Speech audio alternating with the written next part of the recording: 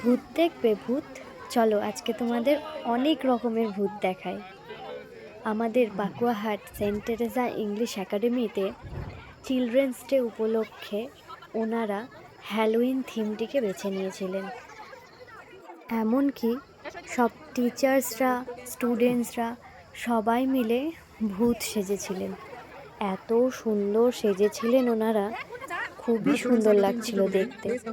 চারিপাশটা এত সুন্দর ডেকোরেশন করেছিল, বলার মতো না। এমনকি খাওয়ারের স্টলের ব্যবস্থাও করেছিলেন। এত রকমের খাওয়ার, ডিমের চপ, পেস্ট্রি, স্যান্ডউইচ, ঘুগনি, মোমো, আরও কত কিছু ছিল। বাচ্চারা এতটাই কিউট হয় যে ওদের ভূত সেজেও কত সুন্দর লাগছে দেখতে। দেখুন, সব বাচ্চারা ভূত সেজে কত সুন্দর স্টেজে নাচ করছে। আমি ওখানে গিয়ে এতটা আনন্দ উপভোগ করেছি, বলার মতো না। সব বাচ্চাদের আমার অনেক অনেক আদর ও ভালোবাসা।